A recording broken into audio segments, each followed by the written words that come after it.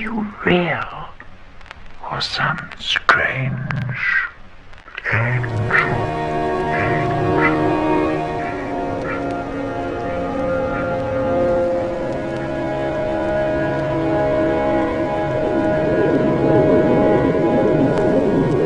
The other point I think I'd like to make is that we have to really to understand our planet as a system.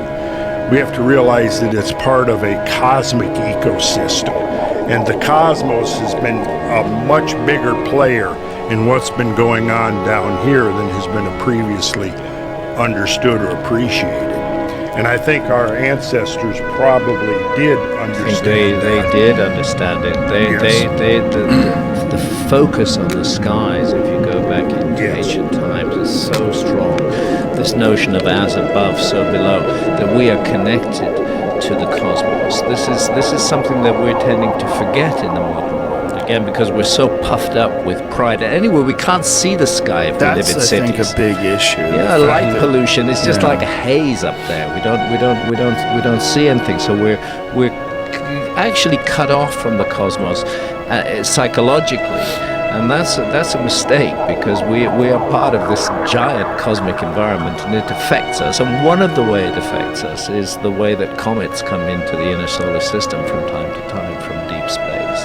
I was camping in Montana recently, and when you're out at night and you look at that night sky and there's no light pollution, it's just a totally different perspective, isn't it? And it gives you a different sense of where you are in the universe, because we're so, and it's not necessarily our fault.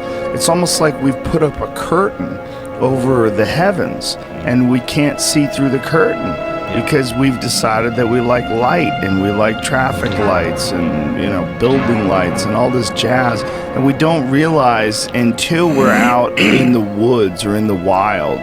Until you're in the wilderness and there's no light pollution, you really don't realize what we're missing and what we're sacrificing in order to have these lights. Definitely. The view of the heavens, it's psychedelic in a way. You bet. Because it makes you feel like, oh my God, we're really flying through space. Yeah. And nice that Mother Nature has provided us with those plants that really help us to appreciate it from time I try to to go every year to the Keck Observatory on the Big Island. I try to schedule my holidays as much as possible around the time where there's no moon, because it is unbelievable.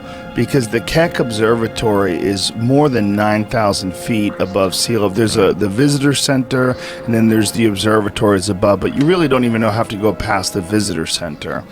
But the way they have it set up, they have these special street lights all throughout the Big Island with diffused lighting, so it doesn't interfere, it doesn't give you light pollution.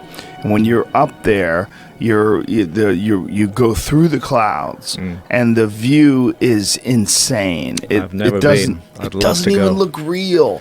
Yeah. It doesn't even look real. Like, you see all the stars, you're like, this can't be real. How could this be up there every day and we don't see it? Yeah. But what we've done is create all this incredible stuff.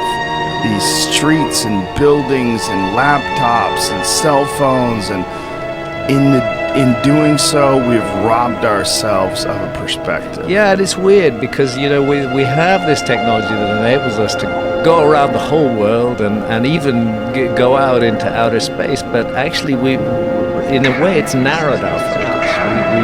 We focus in on the technology and its products, and we forget about the majestic cosmic and earth environment in which we live, how sacred it is, how beautiful it is, how meaningful it is to us. And that was the image that our ancestors always had. And that's probably why they concentrated on it so much. And the things that happened up there were evident to them. I mean, because these days, how many people see meteors? Living in an urban environment, you never see that hardly, unless it's really spectacular.